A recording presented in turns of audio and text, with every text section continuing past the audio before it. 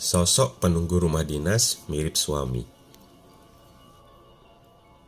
Bagi pegawai negeri sipil (PNS), menempati rumah dinas terkadang menjadi kebanggaan, terutama bagi mereka yang masih pengantin baru dan belum memiliki rumah.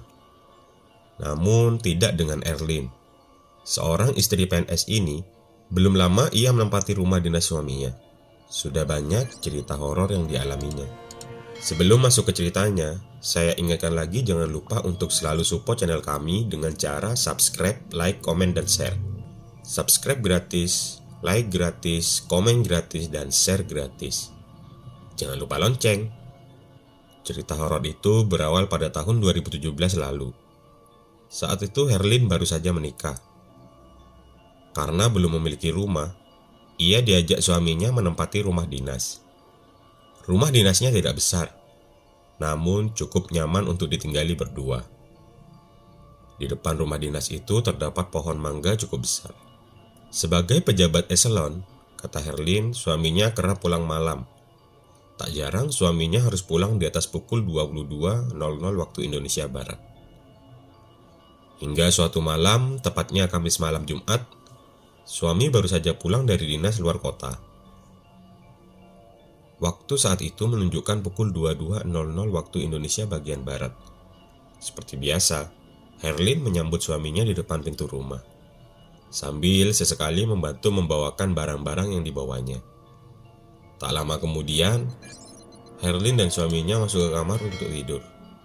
Karena dalam kondisi kecapean, saat itu suaminya langsung tertidur pulas.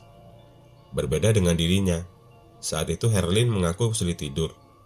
Untuk menghilangkan kejenuhan, ia pun main HP. Tak terasa, waktu menunjukkan pukul 2.00 waktu Indonesia bagian Barat.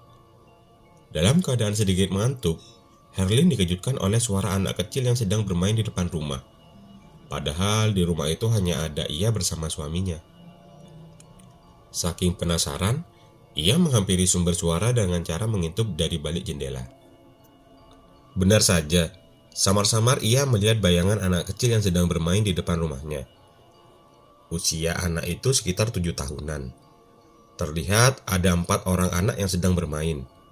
Herlin pikir, itu anak siapa malam-malam bermain di depan rumah? Padahal suasana sekitar tak ada orang satupun dan sepi. Karena takut, Herlin lalu memutuskan kembali ke kamar. Terpintas ia ingin membangunkan suaminya, namun tak tega. Belum lagi bayangan anak kecil itu hilang dalam benaknya. Herlin dikagetkan dengan suara anak kecil.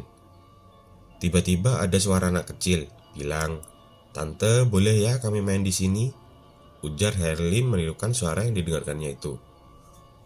Kata Herlin, suara anak kecil itu terdengar jelas. Ia lalu diam beberapa saat sambil berupaya memejamkan matanya.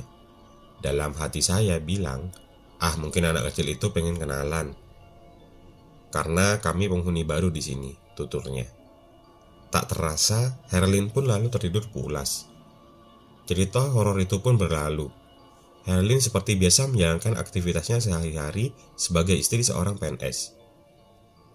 Saat itu ia belum menceritakan kisah horor yang terjadi malam itu ke suaminya. Waktu terus berlalu. Tak terasa sudah kembali Kamis malam Jumat. Menurut Herlin sudah 2 hari suaminya pulang malam terus. Kali ini suaminya baru pulang sekitar pukul 00 waktu Indonesia bagian Barat. Herlin seperti biasa menyambut suaminya di depan pintu. Herlin melihat suaminya sedang membuka sepatu. Namun saat menoleh ke arah pohon mangga yang berada di depan rumahnya, Herlin dikagetkan sesosok bayangan laki-laki mirip sekali dengan suaminya. Sesaat, Herlin memperhatikan sosok bayangan tersebut. Lalu dengan cepat menarik suaminya untuk segera masuk ke dalam rumahnya. Tindakan tersebut hampir saja membuat suaminya terjatuh. Saat berada di dalam rumah, ia mencoba menceritakan apa yang dilihatnya. Sang suami lalu melihat ke arah depan rumah. Tak ada apapun yang dilihat. Herlin pun lalu menceritakan peristiwa malam horor itu. Tak mau pikir panjang, suaminya lalu mengajak Herlin ke kamar untuk beristirahat.